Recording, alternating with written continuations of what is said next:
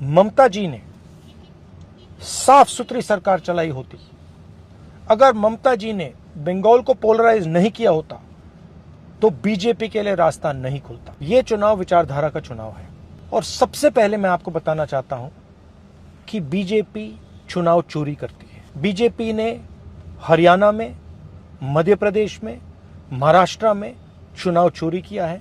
SIR चुनाव चोरी करने का तरीका है। बीजेपी की विचारधारा और कांग्रेस की विचारधारा देश में लड़ रही है।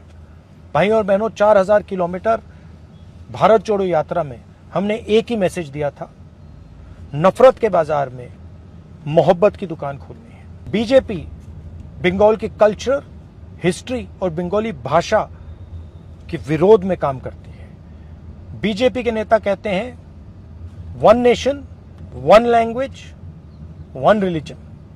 इस देश में बहुत सारी भाषाएं हैं, बहुत सारे अलग अलग लोग हैं, अलग अलग धर्म हैं, अलग अलग विचारधाराएं हैं। कॉन्स्टिट्यूशन कहता है that India, that is Bharat, is a union of states.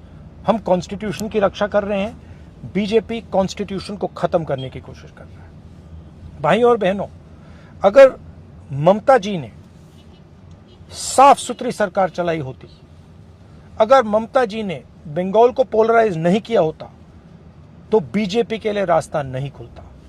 भाई और बहनों, कांग्रेस पार्टी बीजेपी से लड़ती है और बीजेपी जानती है कि कांग्रेस पार्टी ही बीजेपी को रोक सकती है। कांग्रेस पार्टी का पूरा समर्थन कीजिए, कांग्रेस पार्टी को वोट दीजिए और कांग्रेस पार्टी की सरकार बंगाल में बनाइए। आप सबका बहुत बहुत धन्यवाद। नमस्कार, जय हिंद।